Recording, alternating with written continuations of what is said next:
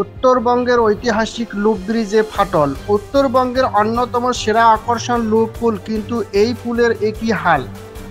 এই পুল বা ব্রিজের দুধারে অপ্রাচ্য রোডে ফাটল।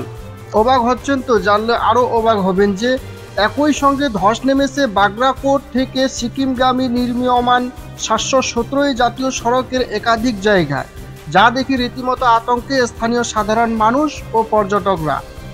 যদিও শনিবার সকাল থেকে এই সড়ক দিয়ে যানবাহন চলাচল স্বাভাবিক রয়েছে, NH10 আপাতত বন্ধ থাকার কারণে সিকিম থেকে আসা বেশ কিছু গাড়িও এই পথেই চলাচল করেছে।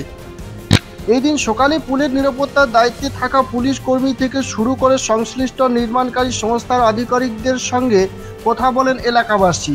আর তখনই বেশ কিছু তথ্য সামনে এসেছে। জানা গিয়েছে যে পুলের মূল কাঠামোর চুইখিম প্রান্তে রাস্তার ফাটল একেবারে পুল ছুঁয়ে ফেলেছে। অবাক করা বিষয় হলো, ফাটলের কিছুটা জায়গায় রাতারাতি কংক্রিটের ঢালাই দিয়ে ঢেকে রাখার চিহ্ন একেবারে স্পষ্ট, অনেকটা শাক দিয়ে মাছ ঢাকার মতো।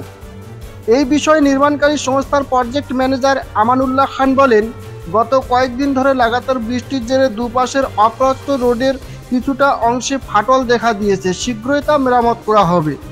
অন্যদিকে national highway infrastructure development corporation limited নাম প্রকাশে অনিচ্ছুক এক আধিকারিক বিষয়টিকে তেমন কোনো গুরুত্ব না দিয়ে মন্তব্য করেন, এমনটা যে হতে পারে তা আমাদের জানা ছিল। রাস্তার নিচের মাটি প্রাকৃতিকভাবে কমপ্যাক্ট হতে আরও 2-3 বছর সময় লাগবে, তারপর সড়কটি স্থিতিশীল হবে।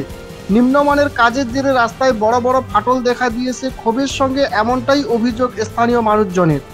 তাদের দাবি, ধস মোকাবেলায় পাহাড়ের ঢালে যে আধুনিক পদ্ধতি ব্যবহার করা প্রয়োজন ছিল তা করা হয়নি।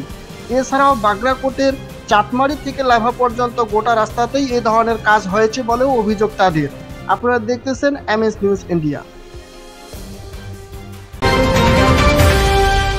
আমাদের চ্যানেলের পক্ষ থেকে সকলকে জানাই আন্তরিক শুভেচ্ছা এবং অভিনন্দন। আমাদের চ্যানেলে প্রতিনিয়ত খবর পেতে আমাদের MS নিউজ ইন্ডিয়া চ্যানেলটি সাবস্ক্রাইব এবং ফলো করে পাশে থাকবেন।